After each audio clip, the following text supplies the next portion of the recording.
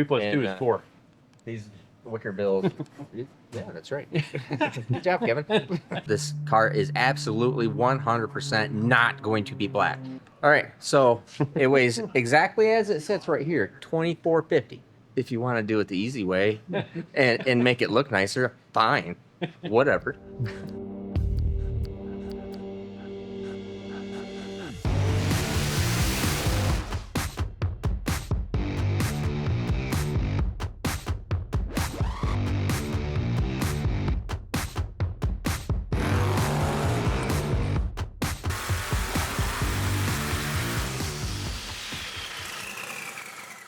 All right, it's Tuesday night, and so I'm just finishing up final assembly on this very cool.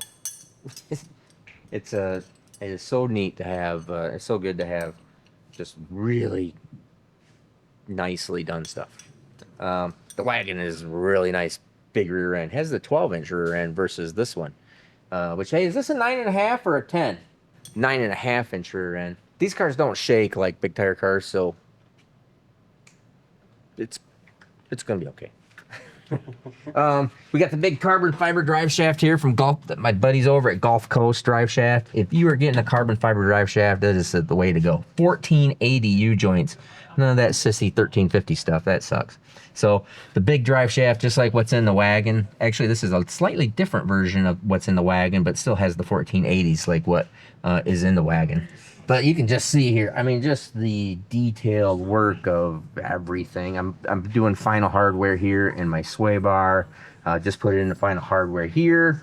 I'm gonna finish this up, and we're actually gonna put this. Oh, I gotta put the mount the shock sensors permanent, and the hardware for the shocks. We're gonna set it on the ground here, and we're pretty close to weight. Most everything is in it. I mean, there's going to be, you know, within 300 pounds or so of final weight, probably less than that. So we're going to put it on the ground. So I'm going to do this stuff here, and then we're going to put the wheels on and set it on the ground. That's I don't know, because I've never thought you really wanted to slide one, you know, crooked. You in the back hole, front hole, middle hole? Where are you going? Middle hole? Middle. Yep, that works. I'm just going to tighten that one down. Snug.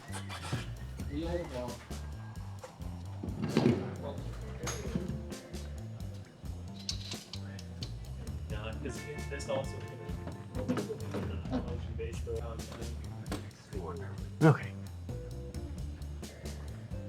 Moment of truth.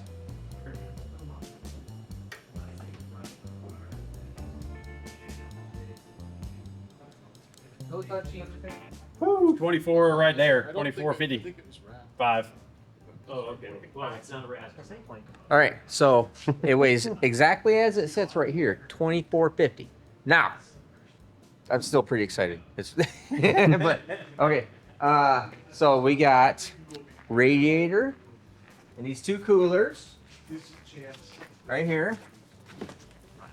So I'm gonna put it to your guys's to guess what you think the final weight's gonna be. That's 2455. So we have radiator, coolers, 2 seats, aluminum, right there. The headers are not on it right now. I'll give you, these are 25 pounds, maybe 20 pounds. Put it on there, put one on there. We'll give you one freebie. We'll give you one freebie and see what it weighs here.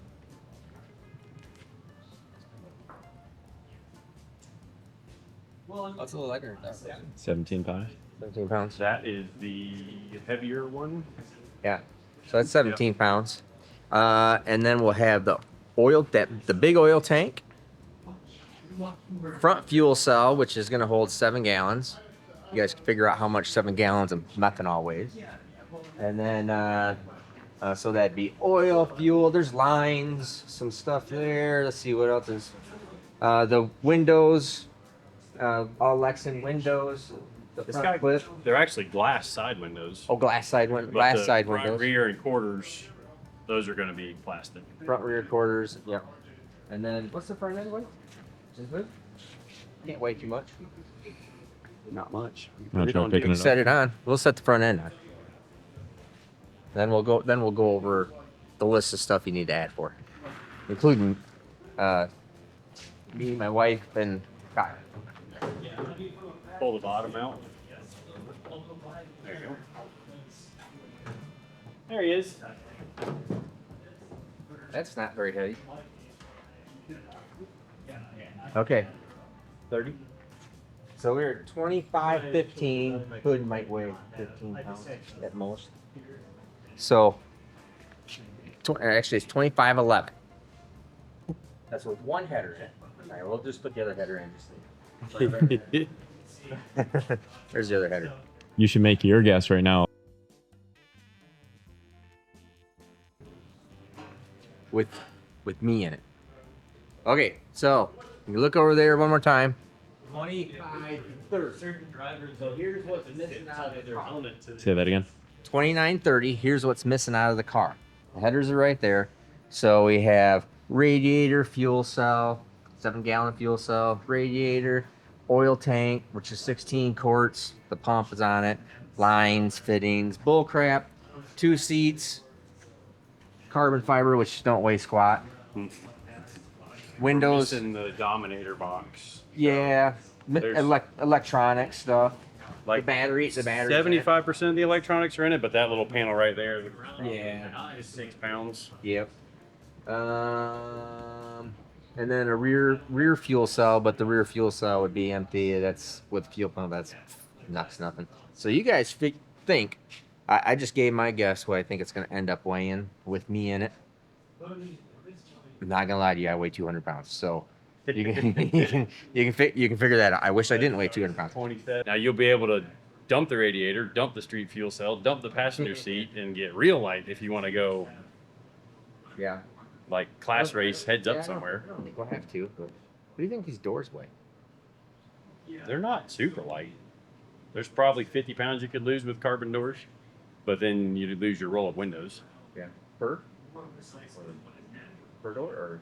I would think you'd lose 50 pounds total with carbon. Of course, it depends on how light the carbon doors are, Yeah. how thin they are. Wastegates aren't hung on it. Blow off valves, you got 2 of those. Yeah. Tricky stuff. I mean, the street cell empties probably 25 pounds would be my guess, totally empty. The rear wing isn't on it, but the parachutes, there's probably 40 pounds of parachutes total with the brackets and everything. That sounds like a lot. Okay. That'd be my guess, because they're the big Strauss. Well, we're gonna keep on working on this thing tomorrow. Kevin's gonna start working on with Mike over at TRZ, who has been an astronomical help on this car too, with good parts. Don't forget to go buy stuff from those guys. On some initial 4-link settings of where he thinks it should be, given it's all his 4-link and they're set up and they're pretty astute to this car. Yep. There's billet front spindles and Yeah. steering arms and fanciness. Yep. So, pretty cool. So, we're gonna probably go grab dinner and then come back or not, or I don't know. But we got lots of work to do. So next time you see us on video will be tomorrow morning, and that'll be Wednesday. I'll be cranking out, and then all on the mad thrash to get the to be named Camaro done.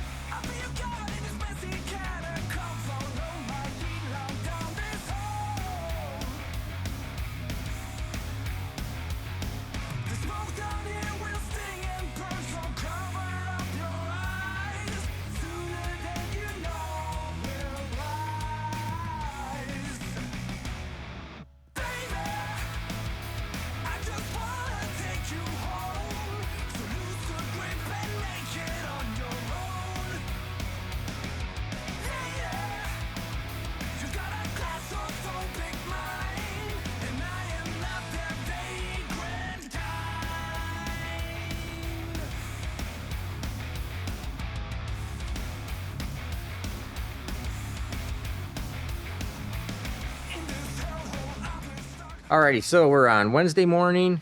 Actually just turned into noon, but we've been working all morning.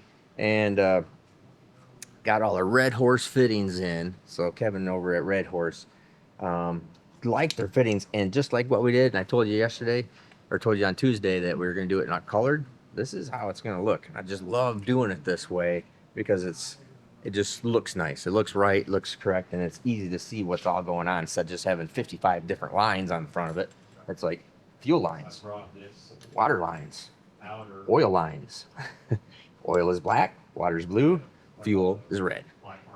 So really nice stuff. And these are all crimp fittings too. So we're going to start making up, or I'm going to start making up these hoses. Kyle's down below doing oil hoses. We have to get the coolers and oil tank mounted over here, PDQ, but I'm going to start working on the stuff that I can work on and get hoses crimped because fuel is pretty much here. Oh, and we got this. Told you yesterday about the stainless steel pipe with a Wiggins clamp. If you don't know what a Wiggins clamp is, it's a dual seal clamp or Wiggins clamp or all sorts of different variations of it. But what it is they're sealed up. You would have this nice fitting here. So this is going to go on the bottom of that air motive pump. Then this goes over it. So it'll be together like this. It has this little clamp. And it'll go click, just like that. Impossible to come out. And this is under vacuum anyways, or suction anyways, because it's the fuel inlet. And then when you want to undo it, and it's all rubber ring seal. You take the clamp off and you go and take it out. So super cool like that. And then this will go directly from the pump over to the tank, which is going to be tank is going to be right here. Actually, I think this actually might be a little short. Kevin's probably got an extra piece. So anyways, I'm gonna start making lines. What's up, Kyle? Hi, Nate. How are you? I'm doing good. Just hanging around. Yep. Flying around.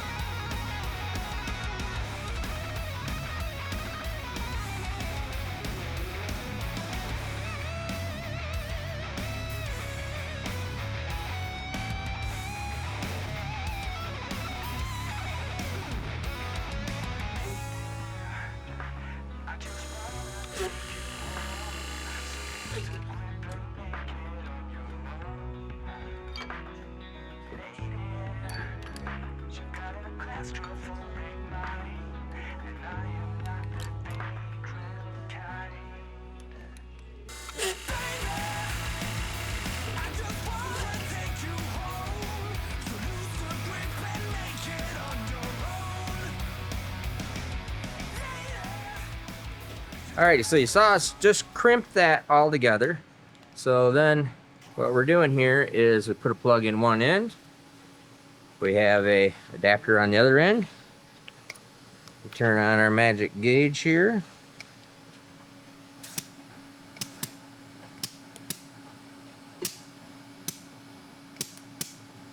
And that's 125 PSI. Which I'm impressed that you guys' air compressor goes to 125. That's pretty good. All right, that is good.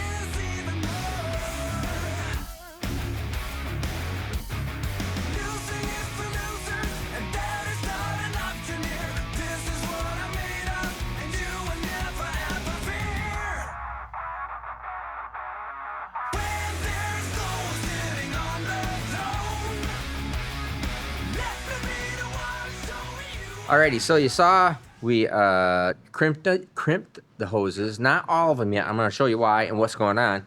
And then pressure test it. So I pressure tested the entire fuel system, the whole deal. Pressure test the water system, all the hoses, everything there. So you can see, very cool. I love doing stuff this way. Did it on my wagon this way, and Red Horse, has all these super nice colored fittings, and it just looks great.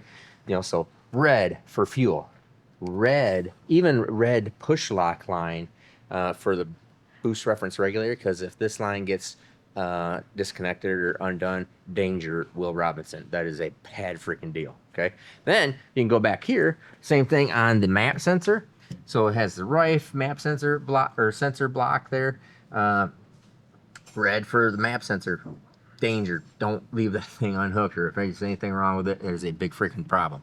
Then I'm going to make all the air lines gray, which would just be going to the surge valves and let's see. Well, that's it. There's surge valve and crankcase pressure, but that's not a big deal. So got this stuff all on. You can see everything's real cool. Red for fuel, blue for water / water, and black are all oil style fittings. So either it's oil drain back, oil pressure, any of that other stuff. Now we got to mount this thing is very close.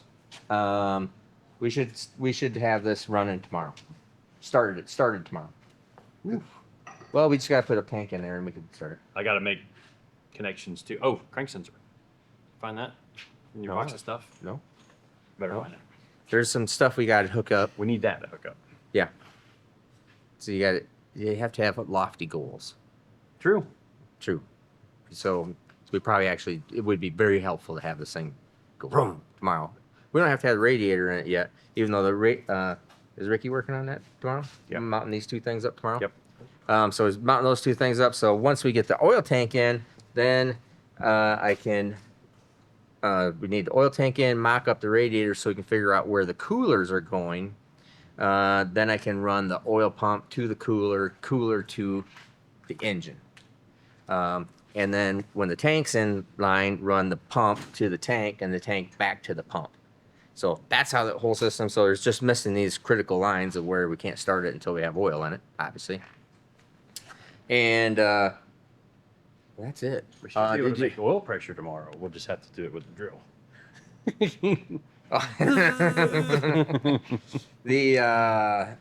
Well, we gotta have the tank and stuff. Oh yeah, I mean, we'll have to Yeah. the tank will be quick All right. tomorrow. Did you see the wing and stuff?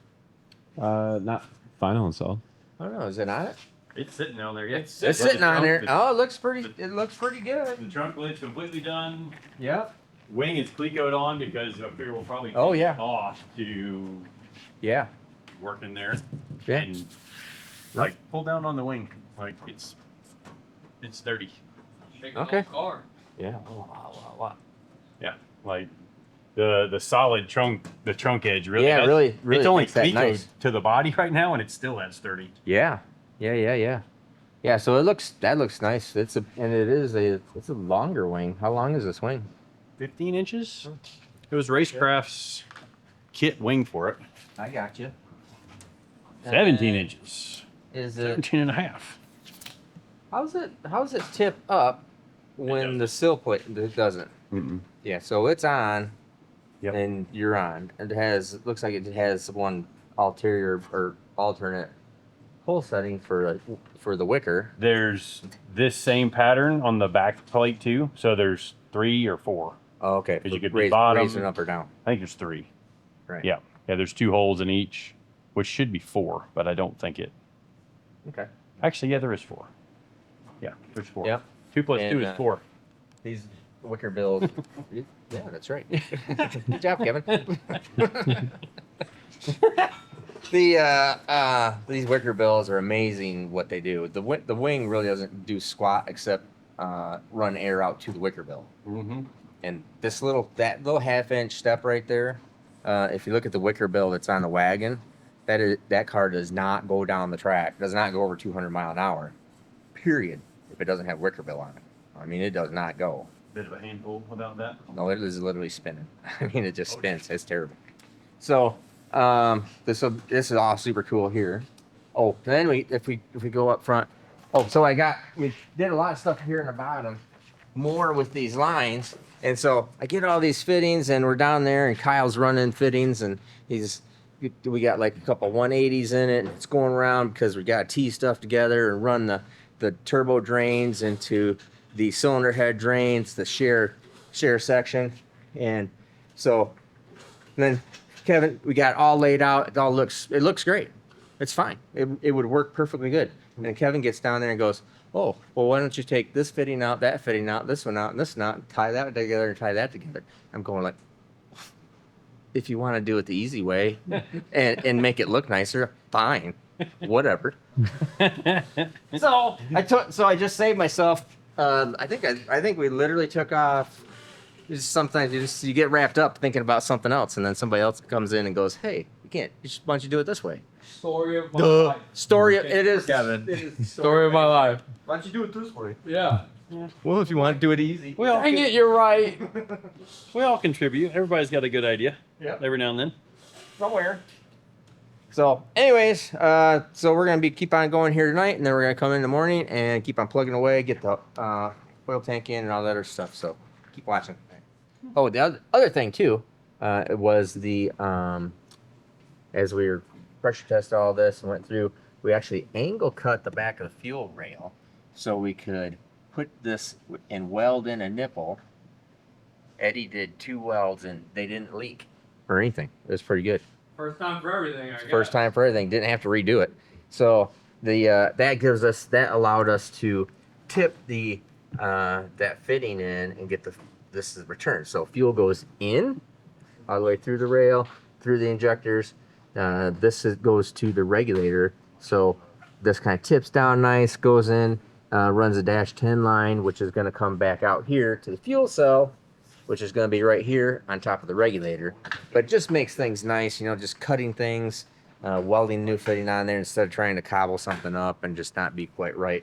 But it added some nice dimension to it so we can get this on off without having to take the throttle body off. And then we're also going to be putting in twin IACs on it and twin TPS sensors. It's only going to run one TPS sensor at a time, but we'll just have another TPS sensor on the other side that just is there in case of emergency. And IACs I think we'll do the exact same thing. I have a second IAC as a backup deal. I normally don't run IACs, but it's not a big deal. We can do that. The throttle bodies already have them provided in there, so that with the Motion Raceworks Icon 102s, they're already there. So, all right, cool.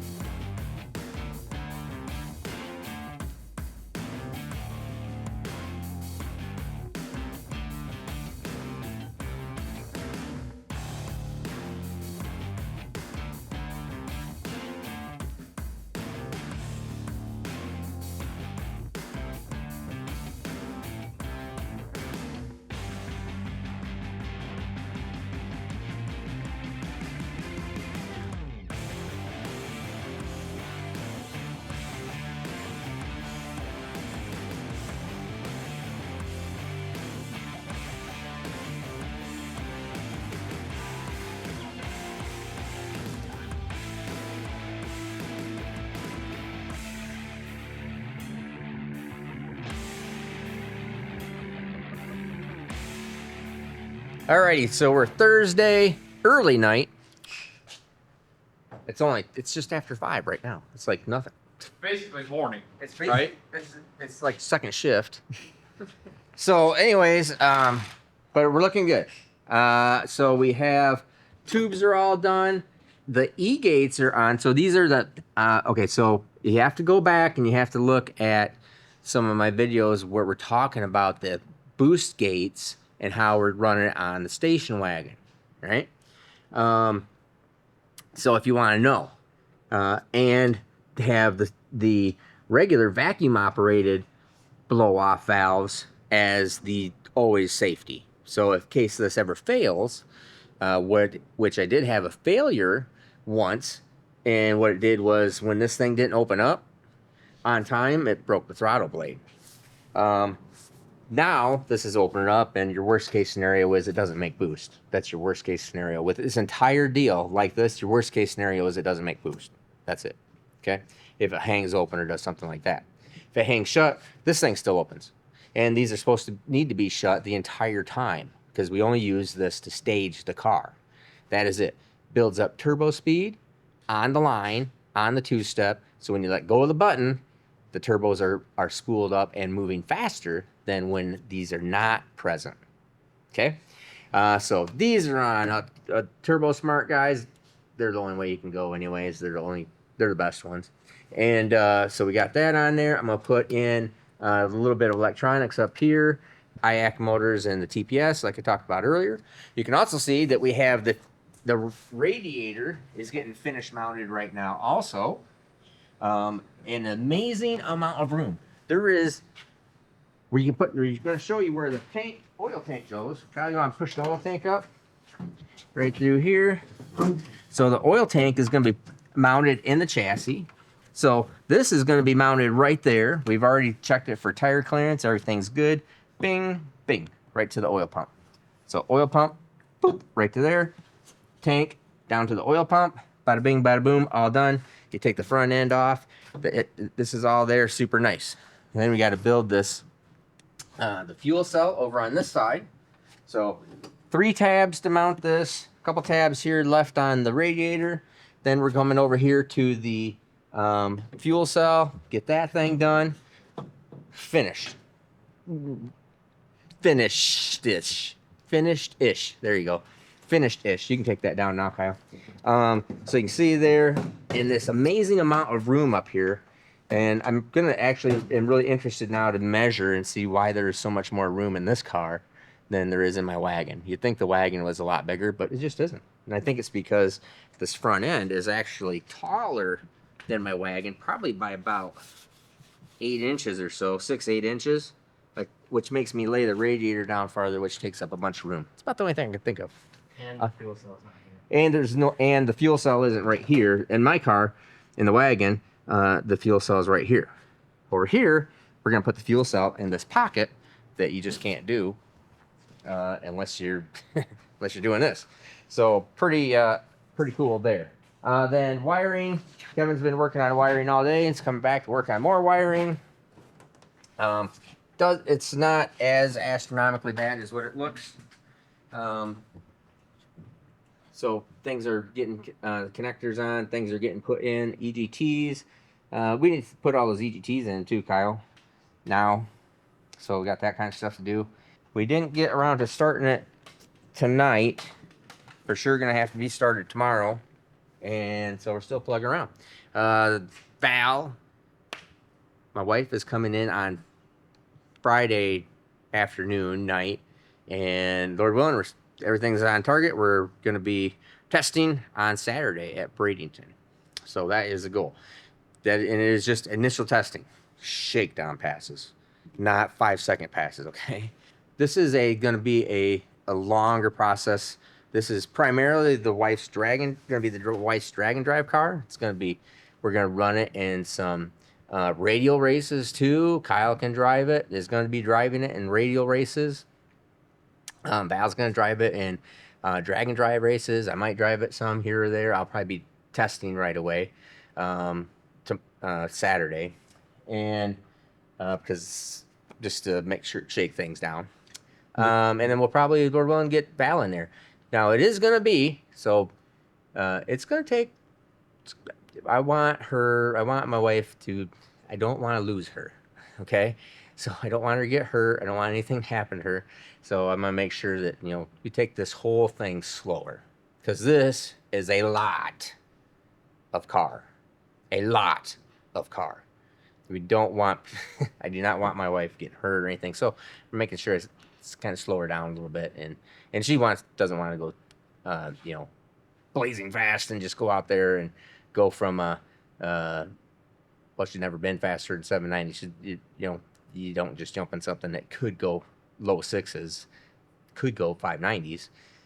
You just don't do that. So it's gonna be a while. So it's all cool. Everything's working out great here. It's pretty awesome. I think we're cooking right along. So I'm really happy with the way everything's looking. It is nice to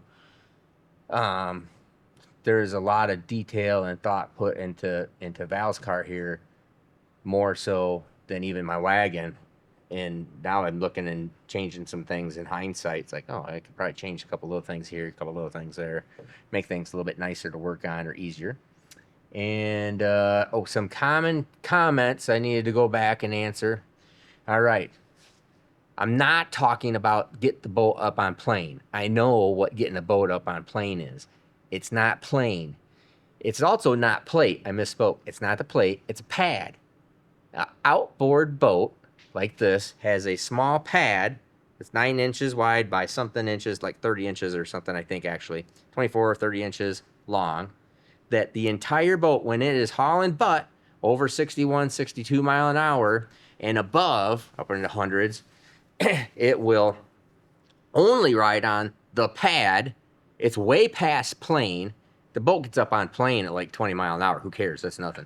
The boat is on the pad, and the way you have to drive it and steer it is the chine walk, because the boat wants to go like this, and if it goes like this, it goes boom and hooks and throws everybody out of the boat and kills people or whatever. Doesn't end up flipping the boat over. It's pretty amazing, but it's that's a chine walk. So everybody wanted to correct me on it's getting it on plane, Steve. No, it's not getting it on plane, Steve. It's getting it on the pad. And also, interestingly enough, only half of the prop, when they are really hauling, only half of the prop is in the water. That's interesting too. So I mean, it is hauling, but I don't even know how this stuff all works, but it is like it's on this little teeny weeny thing, and that's why it chine walks. And you have to sit there and steer it and make corrections to make it stay on there and not hook. So anyways, again, many thanks to Ricky Smith, Kevin's dad. Not the Ricky Smith you're probably thinking of, but this is Ricky Smith, the other Ricky Smith. One of the things, this car is absolutely 100% not going to be black. Not even one possibility, not even a 1/10 of 100% is it ever going to be black. It will not be black. Not exactly sure what color we're going to paint it. I have to let the wife choose that, and I'm pretty sure we're doing some kind of blue is my hope. I'm thinking that's what she'd like to do, and I know that's what me and Kyle want to do. Right? Ideally. We have some really cool shades picked out.